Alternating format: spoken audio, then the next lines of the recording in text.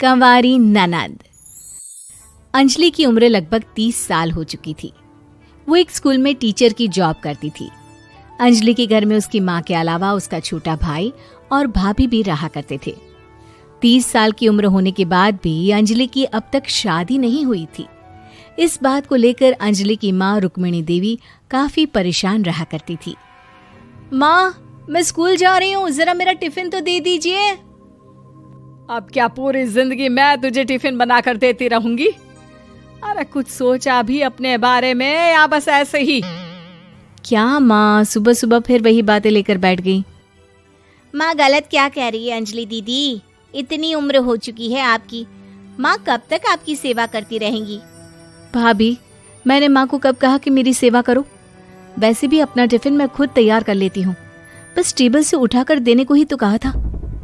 वैसे अंजलि दीदी, देखा जाए तो टिफिन उठाकर देने की उम्र तो आपकी है। आपका अपना घर परिवार बच्चे होते तो ये जिम्मेदारी आज आप पूरी कर रही होती। एक बात मेरी समझ में नहीं आती, अगर मेरी शादी नहीं हुई तो इसमें मेरी क्या गलती है और तुम सब लोग मेरे पीछे क्यों पड़े रहते हो? अरे कुछ कहना क्या पीछे पड़े रहना होता है? अपने छोटे भाई को देख, तुझसे 3 साल छोटा है लेकिन 2 बच्चे खेल रहे हैं आंगन में। मुझे आप लोगों की कोई बात नहीं सुननी, जा रही हूँ मैं। और आप में से किसी को मेरा कोई काम करने की जरूरत नहीं है, मैं खुद संभाल लूंगी। इतना कहकर अंजलि वहां से चली जाती है। शाम को जब अंजलि अपने स्कूल से लौटकर घर वापस आती है तो उसने देखा कि पड़ोस वाली निर्मला चाची वहां पर बैठी हुई थी।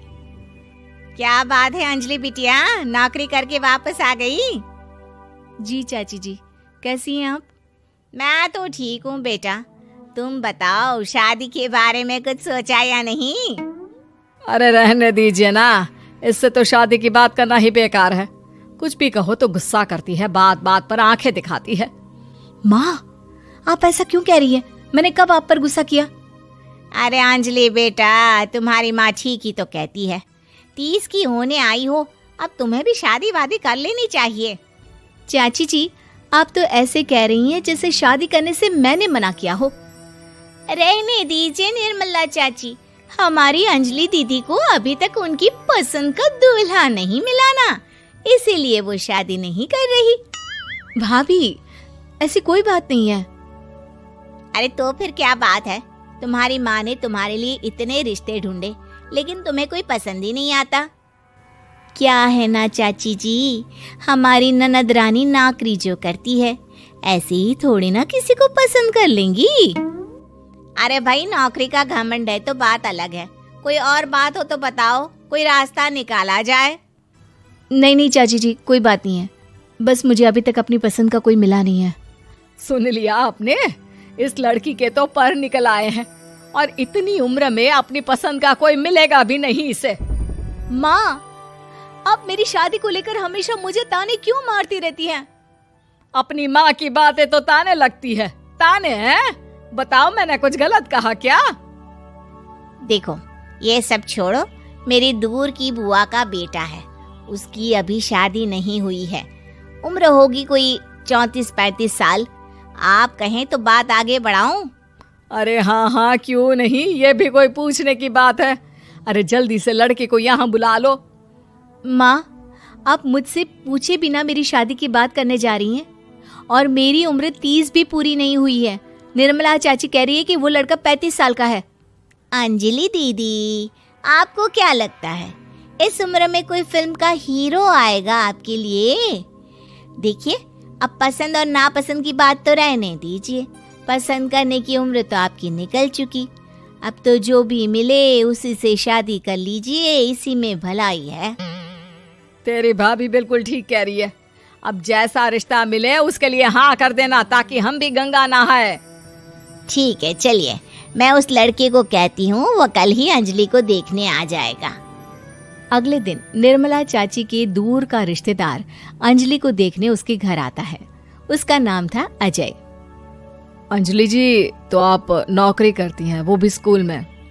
जी हाँ, मैं स्कूल में टीचर हूँ। हमारी बेटी बहुत होशियार है। अरे पढ़ने लिखने में इतनी होशियार है, इसीलिए तो इसकी नौकरी लगी है स्कूल में। हाँ, ठीक है आंटी जी, जरा मुझे भी तो बात करने दीजिए आपकी बेटी से। जी पूछिए ना, क्या पूछना चाहते हैं? अंजलि मैडम, ये तो बताइए कि आपने अभी तक शादी क्यों नहीं की? बस ऐसे ही, कहीं कोई रिश्ता पसंद नहीं आया इसलिए। लेकिन क्या मैं आपसे पूछ सकती हूँ कि आपने शादी क्यों नहीं की? अंजलि, क्या कर रही हो तुम? लड़कियों को इस तरह की बातें नहीं शोभा देती। रहने दीजिए आंटी जी, आपकी बेटी काफी पढ़ी लिखी है, मैं उनके सवाल का जवाब दे ही देता हूँ। वो क्या है ना, मुझे भी अभी तक अपनी पसंद की कोई लड़की नहीं मिली। अच्छा अच्छा, कोई बात नहीं। वैसे आपकी तनख्वाह कितनी है? कितना कमा लेती हैं महीने का? जी यही कोई 25,000 महीने। बस 25,000? इतने से क्या होता है? इतने से तो आजकल घर भी नहीं चलता। आपके कहने का क्या मतलब है? अरे मैं तो ये सोचकर आया था कि नौकरी वाली लड़की है, आराम से 40,000 कमाती होगी। माफ कीजिएगा, आपका और मेरा रिश्ता नहीं हो सकता। जी कोई बात नहीं, मुझे भी आपके साथ शादी करने में कोई इंटरेस्ट नहीं है। अंजलि, किस तरह की बात कर रही हो? घर आए रिश्ते को ठुकरा रही हो तुम। दीदी, अब इस उम्र में आपको इतनी अकड़ नहीं दिखानी चाहिए। अच्छा खासा रिश्ता हाथ से निकल गया, कहीं ऐसा ना हो कि जिंदगी भर कुंवारी ही रह जाओ आप। कुछ दिन और ऐसे ही निकल जाते हैं और अंजलि की शादी कभी नहीं होती। अंजलि के परिवार वाले बिंदास उसे ताने मारते रहते हैं, लेकिन अंजलि एक बड़ी नौकरी की तैयारी करती है और उसमें सिलेक्ट होने के बाद अंजलि को एक बहुत बड़ी नौकरी मिल जाती है। अब तो दीदी के नखरे और भी ज्यादा बढ़ जाएंगे भाई। अब तो इतनी बड़ी नौकरी जो लगी है, अब इनकी शादी होने से रही। माँ, मुझे नौकरी के लिए दूसरे शहर जाना पड़ेगा। आप जानती हैं ये बहुत बड़ी जॉब है और इसमें पैसे भी बहुत ज्यादा मिलेंगे। अच्छा, कितने पैसे मिलेंगे बेटा? माँ, मुझे हर महीने 90,000 सैलरी मिलेगी। क्या? अरे वाह वाह, ये तो बहुत अच्छी बात है।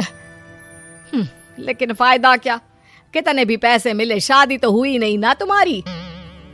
अंजलि नौकरी करने के लिए दूसरे शहर में चली जाती है और जब कुछ महीनों के बाद वो वापस घर आती है तो उसे अपने पति के साथ देखकर उसके घर वाले हैरान रह जाते हैं। अरे अंजलि, तूने शादी कर ली और हमें बताया तक नहीं। और दामाद जी करते क्या हैं? इतनी बड़ी कार है उनकी। माँ, मैं आपको सब कुछ बताना चाहती थी, लेकिन आप सबके ताने सुनकर बहुत दुखी हो गई थी और इसलिए मैंने अपनी पसंद से शादी कर ली। मेरे पति मेरे साथ ही ऑफिस में नौकरी करते हैं और बहुत बड़े अफसर हैं। और एक बात बताऊं माँ, आज मैं बहुत खुश हूँ।